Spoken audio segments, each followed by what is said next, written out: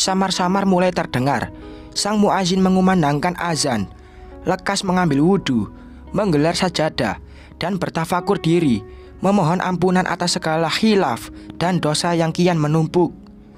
Aku juga meminta supaya Allah menghapus perasaanku kepada Abraham, sebab tahu ini rasa yang salah. Aku masih berstatus istri Mas Ibnu, dan Abraham juga sudah mempunyai tambatan hati yang lain. Assalamualaikum. Tok, tok, tok. Waalaikumsalam, jawabku perlahan, sembari melepas pakaian sholat, memutar kenop pintu, melihat siapa gerangan yang bertamu malam-malam seperti ini. Abraham, ya Tuhan, kenapa pria ini terus saja mengganggu? Ngapain kamu kesini, Bram? Tanyaku kesal. Mau anterin ini, menunjukkan dessert box tiramisu yang ada di tangan. Aku dan Raihan sudah makan, sudah kenyang. Silahkan kamu bawa makanan itu pulang. Menutup pintu rumah. Akan tetapi Abraham menahannya dengan tangan. Mai, tolong jangan begitu sama aku. Tadi aku gak sengaja, Mai.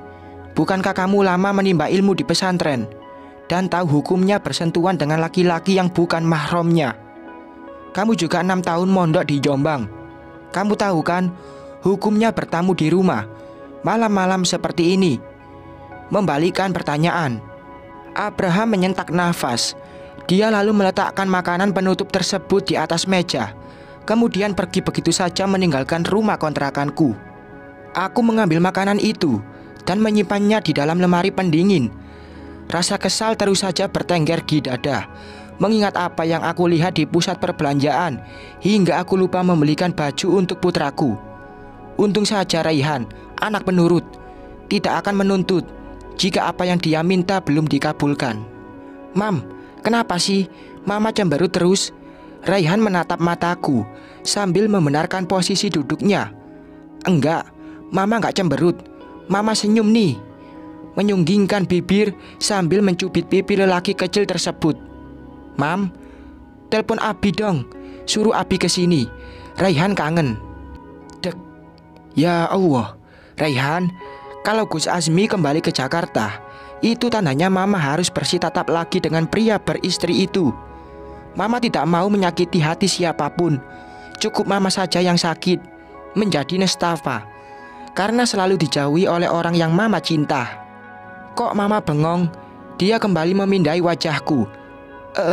Enggak sayang, Mama cuma mikirin Om Gondrong. Potongnya. Sontak membuat aku tersedak ludah sendiri. Jangan pernah mau terhasut oleh bisikan syaitan, Mam. Om Gondrong itu bukan siapa-siapa, Mama. Jangan terlalu dipikirkan. Melamunkan laki-laki yang bukan mahramnya itu dosa. Kan Raihan selalu bilang sama Mama, Mama itu harus menjaga marwah Mama sebagai seorang istri. Nasihatnya panjang lebar. Iya Ustadz kecil, mengusap lembut kepalanya. Gimana? Sudah di WA belum Abinya, Mam? Menghela nafas panjang, melonggarkan dada, kemudian mengembuskannya perlahan. Kalau Mama keberatan Abi datang ke sini, gak apa-apa kok. Wajah bocah itu tiba-tiba berubah murung. Aku berjongkok di depannya, satu tangan menggenggam jemari lentik pria kecil tersebut, sedang tangan yang satunya mengusap pipinya yang sudah mulai terlihat berisi lagi. Nak, solehnya Mama, bukannya Mama gak mau Abi datang. Bukankah Raihan sendiri yang bilang kalau Mama harus menjaga jarak dari lelaki yang bukan mahram Mama? Menatap lekat manik mata nan legamnya. Abi itu bukan suami Mama, Nak. Dia guru ngaji kamu. Suami Mama masih Papa Ibnu, imbuhku lagi. Memberi pengertian perlahan, karena menurut dokter fisiknya sudah membaik dan boleh diingatkan tentang masa lalunya sedikit demi sedikit. Seperti biasa, gurat kecewa tergambar jelas di wajah putraku ketika aku menceritakan kalau ayah kandungnya adalah Mas Ibnu, bukan Gus Azmi. Tapi mau bagaimana lagi? Walaupun Mas Ibnu selalu mengabaikan kami, dia tetap ayah biologisnya Raihan. Mereka tetap memiliki hubungan, juga nasab, yang sampai mati pun tidak akan bisa digantikan. Ya sudah, Mama sholat isya dulu ya. Kamu juga buruan sholat. Habis itu istirahat. Sudah malam. mencium puncak kepalanya. "Mam," Raihan mencekal lenganku saat aku beranjak. "Ada apa, sayang?" Kembali membungkuk, menatap wajahnya yang kian mirip dengan sang ayah. "Maaf," pelan dia berujar tanpa mau membalas tatapanku. "Untuk apa?" Menarik hidung bangirnya karena Raihan sudah membuat hati mama sedih. "Tolong jangan marah sama Raihan, Mam. Raihan tidak mau menjadi anak durhaka." "Mama tidak marah sama Raihan. Raihan anak soleh, bukan anak durhaka." Dia tersenyum lalu menatap mataku dengan pendar bahagia. Malam kian beranjak larut dan sunyi. Aku membenamkan tubuh ke dalam selimut, mencoba memejamkan mata menjemput lelap, mengistirahatkan badan serta hati yang terasa lelah. Tidak lupa juga mematikan ponsel, menghindari panggilan masuk dari orang-orang terdekatku. Namun tak mengapa, walaupun berusaha untuk memejamkan mata, hati ini terus saja berkelana. Aku selalu saja memikirkan perempuan yang siang tadi bersama Abraham di mall. Ya Allah, kenapa aku harus merasa seperti ini? Kenapa aku harus marah melihat dia bersama wanita lain? Dia itu bukan siapa-siapa aku. Dia dekat sama aku juga hanya karena kasihan melihat aku selalu disakiti oleh Mas Ibnu. Kembali membuka mata, menyalakan ponsel, memutar murotal supaya hati merasa tenang. Aku tidak mau terus-menerus memikirkan laki-laki yang tidak memiliki hubungan apa-apa denganku. Menyibak tirai, membuka pintu ketika sebuah mobil berwarna merah terparkir di depan rumah dan Gus Azmi keluar dari dalam mobil tersebut. Wajah Raihan terlihat sangat bahagia ketika melihat abinya datang, membawa beberapa keranjang telur asin khas Brebes, juga tahu aci kesukaannya. "Abi kok baru jengukin Raihan?" protesnya sambil mengerucutkan bibir. "Maaf nak, Abi sibuk. Bagaimana keadaan Raihan?" Gus Azmi melengkungkan bibir sambil mengusap lembut pipi anakku. "Seperti Abi, lihat. Aku sudah bisa berdiri loh, Bi. Bisa maju beberapa langkah." Pamer Raihan antusias, lalu berdiri dengan berpegangan tangan sang Abi dan berjalan beberapa langkah. Aku yang sejak tadi duduk di kursi teras hanya jadi penonton kedekatan serta kemesraan mereka. "Dek Maila apa kabar?" tanya Gus Azmi basa-basi. "Alhamdulillah Gus." "Gus Azmi sendiri?" aku balik bertanya. Lelaki dengan wajah teduh tersebut mengulas senyum, menarik kursi yang ada di sebelahku, kemudian duduk sambil membetulkan penutup kepalanya. "Saya juga sehat, Dek. Bagaimana perkembangan kasus perceraian adik?" Dek. Aku meremas jemari ketika Gus Azmi menanyakan masalah perceraianku dengan Mas Ibnu. Pasti setelah ini dia juga akan membahas tentang niatnya untuk meminangku. "Sudah sidang pertama, Gus. Kemarin," jawabku datar. "Oh, alhamdulillah kalau begitu." Spontan aku menoleh, menatap wajah guru ngaji anakku sekilas. "Alhamdulillah? Maksudnya apa? Apa dia senang mendengar perceraianku? Kenapa istri Gus Azmi gak pernah diajak ke sini, Gus?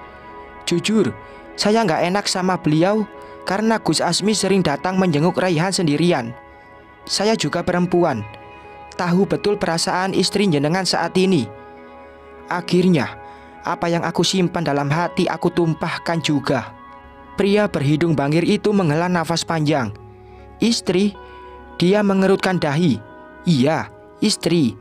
Mudah-mudahan Allah segera mengirimkan jodoh untuk saya." Dia terkekeh, memamerkan deretan gigi putihnya. "Dulu, beberapa puluh tahun yang lalu, saya pernah dijodohkan dengan seorang santriwati oleh Abi. Tapi santriwati itu menolak saya dan memilih menikah dengan laki-laki lain. Setelah perjodohan itu gagal, Abi kembali menjodohkan saya dengan salah satu putri pengurus pesantren. Dan 2 pekan sebelum kami menikah, Allah terlebih dahulu mengambil calon istri saya.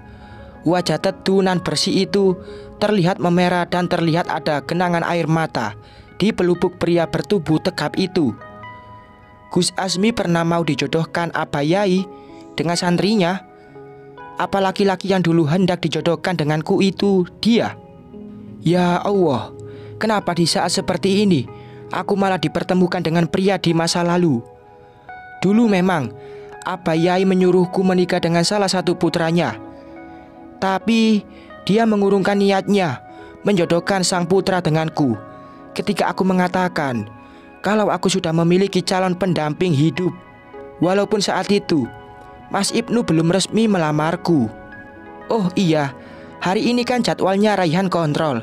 Saya sengaja datang ke Jakarta untuk mengantarnya ke rumah sakit.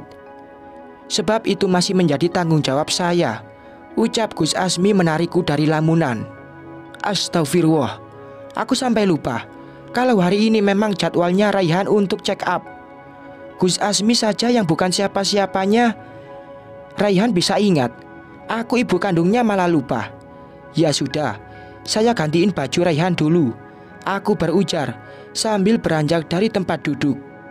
Setelah mengambil baju untuk putraku dan membantu dia mengenakannya, gegas diri ini mengganti pakaian dengan yang lebih rapi, menyapukan bedak di wajah, lalu memoles sedikit lipstik di bibir. Mai, kamu itu sedang menjalani proses perceraian. Kamu juga akan keluar dengan lelaki yang tidak memiliki hubungan apa-apa denganmu. Untuk apa kamu berhias diri? Untuk siapa wajah cantik itu? Hati kecilku seperti berbisik, mengingatkan tatkala aku mematut diri di depan cermin. Buru-buru aku membasuh wajah, mengambil toner membersihkan sisa bedak yang masih menempel. Sepertinya begini lebih baik. Tersenyum melihat wajahku yang polos tanpa make up. Hanya ada jerawat kecil di pipi yang menghiasi. Gus Azmi membantu Raihan masuk ke dalam mobil, memasang seatbelt dan duduk di kursi kemudi, menyalakan mesin kendaraannya. Ting! Sebuah pesan WA masuk ke nomorku dari Abraham. Assalamualaikum, Mai. Aku tadi ke rumah kamu kok sepi. Di toko juga kamu tidak ada. Kamu di mana? Isi pesan tersebut. Is, ngapain sih dia masih mencariku? Dia kan sudah punya kekasih. Apa tidak takut kalau pacarnya marah karena masih berhubungan denganku? Dasar, semua laki-laki sama, mata keranjang. Waalaikumsalam. Lagi ke rumah sakit, antar Raihan kontrol, balasku. Oh, kok nggak minta tolong sama aku buat nganterin? Aku pergi sama Gus Azmi. Centang 2 biru, sepi, tidak dibalas, nggak sopan. Segera aku letakkan ponsel tersebut ke dalam tas dan duduk menyandarkan kepala sambil menatap keluar jendela. Sudah sampai, Dek, ucap Gus Azmi pelan. Aku mengangguk dan langsung membuka sabuk pengaman. Turun dari mobil, mengeluarkan kursi roda dan mendorongnya menuju pintu. Gus, Mailah. Kami menoleh secara bersamaan tatkala mendengar suara Abraham memanggil. Pria berambut gondrong itu tersenyum dan berlari ke arah kami sambil menenteng 2 kotak makanan di tangan kanannya. Ini, Mai, tadi aku mau nganterin sarapan buat kamu. Malah kamunya sudah pergi.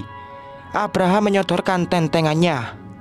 Aku mencapit makanan tersebut menggunakan telunjuk dan ibu jari, takut menyentuh kulit Abraham, dan dia kembali menjatuhkan makanan itu. Mai, kok ngambilnya kayak jijik gitu? Tanya Abraham dengan mimik terheran-heran. Takut nyenggol kamu. Aku gak mau makan ini berantakan, kayak belanjaan aku kemarin, jawabku ketus. Abraham malah terkikik mendengar jawabanku. Memangnya ada yang lucu? Sungutku kesal. Kamu yang lucu, Mailah. Kayak anak ABG labil yang lagi ngambek. Enggak, sudah. Dia kembali terkekeh. Dasar. Aku mendorong kursi roda membawa Raihan masuk sambil merenggut. Sebel rasanya. Pagi-pagi sudah ketemu sama Abraham. Bersambung.